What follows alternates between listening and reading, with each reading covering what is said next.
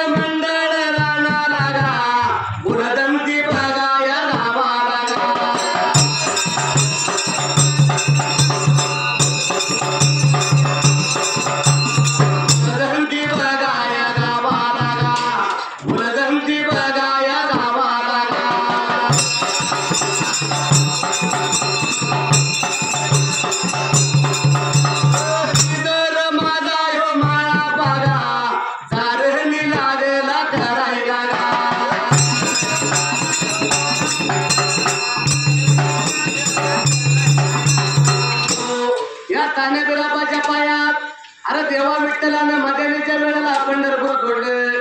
साधूच्या संगतीचा भावाच्या भक्तीचा माझा दादा बिरापा मला कुठे भेटल रे बाबा त्या ठिकाणाला. देवाला काय केलं भरमाने पंढरपूर सोडलं. देवा मावळचं नंदी तयार केलं.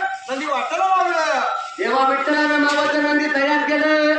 या बिरापाच्या पायात देवा विठ्ठलानं मध्यानीच्या वेळेला पंढरपूर सोडलं. जाता बी जाता देव विठ्ठल नंदी हाकत हाकत निघून गेला या उदंती गावाला. निघून गेला काढला ढेकर आणायला देवा काढा म्हणा राणा साला वळदोटीला मेनवाडा होता कुणाचा खणाच्या वाळाचा. या उदंती गावाला सिद्धमहापाला आला होता मेंढ्याची चारणी करायला. पण मध्यानीच्या वेळेला देवाचं नंदी जाता बी जाता निघून गेलो रे बाबा सिद्धमहापाच्या हद्दीला. भर मध्यानी गेला घाट्या मुलाचा कासूर उठलेला होता. ऐकून गेला कुणाच्या घोड्या मागल्या कुत्र्याला. मध्यानीच्या वेळेला जसं नंदी गेलं सिद्धमहापाचं गुलामावर कुत्र जागा झालं बाबा त्या ठिकाणाला. कुत्र्याने चावून आले. कुत्री ताल तुडून आले. कुत्री भुकू लागली. झोपलेला महापा जागा झाला. भगवंता म्हणू लागला. सिद्धमहापा रे बाबा झोपलेला जागा झाला. या देवा या भगवंता 2 वर्ष माझी मेंढवाडा या उदंती गावाला कधी म्हणलं चोर नाही चिरूट. हो कुत्रा माझा भुकलेला नाही. म्हणला चोर घरी मला असेल. कुत्र्याला काय केलं. झोपलेला सिद्धमहापा जागा झाला. मुस्कटीतला सोटा मला पण हातामध्ये धरला त्या ठिकाणाला. मोगऱ्या कुत्र्याच्या मागावर निघून गेला. 4 पावलं जाऊन मोरा बघतो तर चित्र नव्हते. हा नंदी सुरू लागला. आणि त्या टायमाला मोरपाच्या नंदीला महापाला धरलं. मोरपाच्या नंदीला माळा पाण्याचा उंदरले. वाणी रुपी देव निघून आला पुढल्या बाजूला. या सिद्धमहापाला देव विठ्ठल काय करतो रे बाबा त्या ठिकाणाला. अरे धनगरा म्हणला मी चाललो माझ्या कामाला. माझा नंदी तू का धरला. म्हटलं धनगरा माझं नंदी आठवायचं काय कारण सांगायला पाहिजे मला.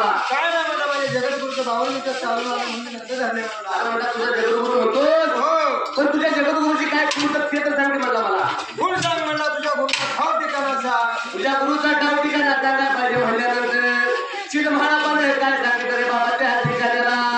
काय नाही म्हणला. मोरपाच्या नंदी लागलेला बावर मिळते माझ्या गुरुची खून आहे म्हणला. अरे बरं आता म्हणला तेव्हा म्हणला इथे यायचं कारण काय बाबा. सिद्धमहापा बोलत होता देवा विठ्ठलाला. हे देवा विठ्ठला अरे एवढ्या लांब दुर्पल्याला येण्याचे काय कारण सांगतील का रे मला या ठिकाणाला. विचार केला. आता देवा विठ्ठला विचारू लागला. देव काय सांगू लागला. काय सांगितलं बाबा. बाबा काय सांगायचं म्हणला. साधूच्या संगीता भावाच्या भक्तीचा बंधूचा शोध काढतोय. तो 12 वर्ष झालं. दादा बिरापाचा शोध लागलोय काढायला. दादा बिरापाचा शोध लागला मला. त्याच्या कारणानं आलोय तुझ्या उदंती गावाला. मला त्याच्या तपांगी मला धरतरी हालती आहे. इंद्रसभा आणि मला बंधूचा भेद काढण्यासाठी सिद्धमहापाने देवा विठ्ठलाचं बोलणं ऐकून घेतलं. सिद्धमहापाने काय सांगितलं देवा विठ्ठलाला. सिद्धमहापा अंतरीचा शाला होता. अंतरी बघू लागला. बोलायाला यो लागेला सगायाला लागेला. बोलायाला यो लागेला सगायाला लागेला.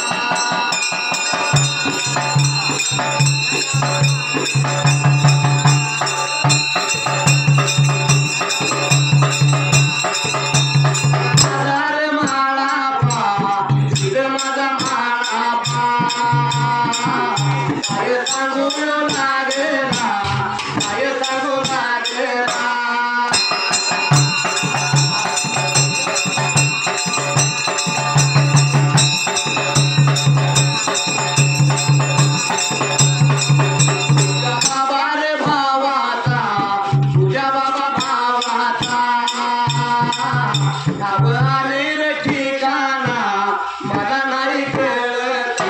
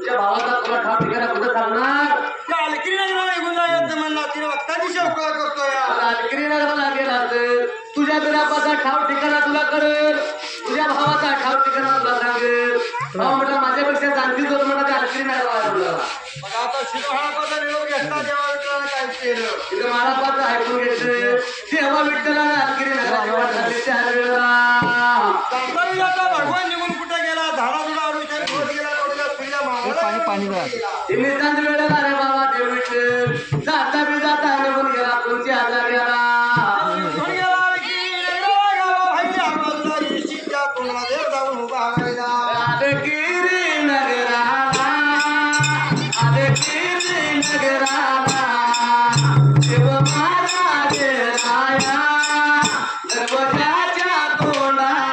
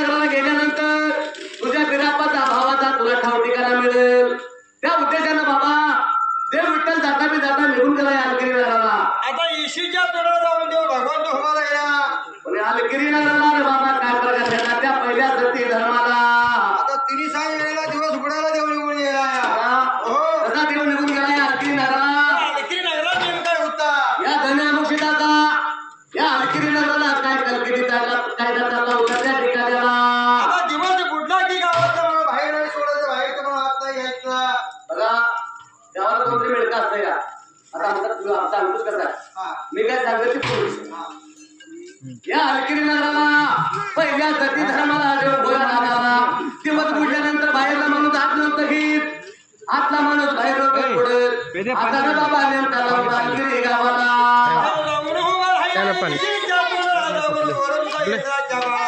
पाण्याने कंठ जोकडा झोपून झाला आणि पोटाचा तंगड माझ्या पाठीला गेलं इशीच्या झडपा उगा येतला की आम्हाला देव विठ्ठल सांगू लागला अरे बाळा इशी झडपा उघड मला हात पाहिजे घ्यायला देवा विठ्ठलाचं बोलणं त्या बाळाला ऐकून घेतलं त्या ठिकाणाला काशीच्या साधू महाराज तुला काय सांगायचं तुला काय बरं कलिकाला कायदा म्हणत आहे डोक्या धन्याचा आमच्या धन्याचा कायदा कसा आहे माहितीये का तुला बाबा दिवस बुडल्यानंतर बाहेरला माणूस आमच्या गावाला आतला माणूस बाहेर नाही थोडं ते बाबा आमच्या गावाला आणि म्हणला हे मुशिदाता मी कसा बोलणे आला रे तुला आता कसं घेणार देवाचा राहिला झाला काय प्रकार घडला रे बाबा त्या ठिकाणाला रामाची यात्रा सर्व लागू धर्माच्या देवाला काय केलं ते ईश्वर हुआ येऊ राहिला अलकिरी नगराला देव नगराला अलकिरी नगराला देव गावाला गावाला देव गावाला तुझे यो पाडला देव